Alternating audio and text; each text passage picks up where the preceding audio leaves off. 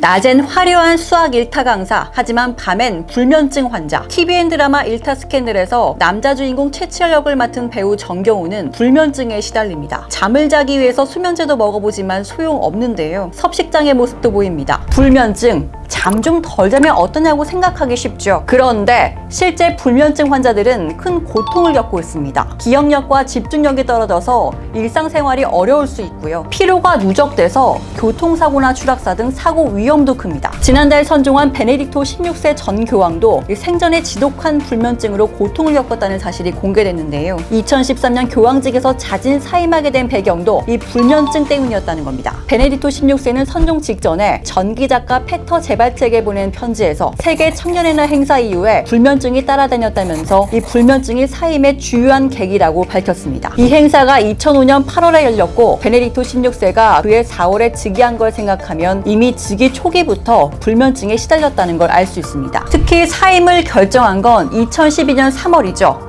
멕시코와 쿠바를 방문했을 때였는데요. 아침에 눈을 떠보니까 손수건에 피가 흥건했고요. 욕실에서 정신을 잃고 어딘가에 부딪힌 것 같았다는 겁니다. 그만큼 불면증이 심각한 상황까지 왔다는 걸 의미합니다. 베네딕토 16세는 그때 더는 교황직을 유지할 수 없을 정도로 건강이 악화됐다는 걸 깨달았다고 회고했습니다. 결국 재위 8년 만인 2013년 2월에 교황직을 전격적으로 내려놨죠. 교황의 자진 사임은 그레고리오 12세 이후에 바티칸 역사상 598년 만의 일입니다. 이렇게 자리를 스스로 내려놓을 정도로 고통을 주는 불면증, 대체 왜 생기는 걸까요? 일시적인 불면증은 새로운 직장이나 이사 등 생활 리듬이 바뀌었을 경우나 이 여행 시차와 같이 외부적인 요인이 큽니다. 대부분 며칠 내로 증상이 나아지는데요. 하지만 기분이 우울하거나 불안한 심리적인 문제로 생기는 불면증은 만성으로 이어질 가능성이 높습니다. 이런 불면증은 우울증으로 발전할 가능성도 큰데요. 이 미국 질병통제예방센터는 2021년 초 기준 미국 성인의 41.5%가 우울증과 불안 증상을 겪고 있다고 밝혔습니다. 2019년에 약 4배 수준입니다. 특히 60세 이상이 불면증에 걸리면 치매 위험이 높다는 것도 심각한 문제입니다. 이 수면 시간이 짧아질수록 치매 유발 단백질이 뇌에 쌓여서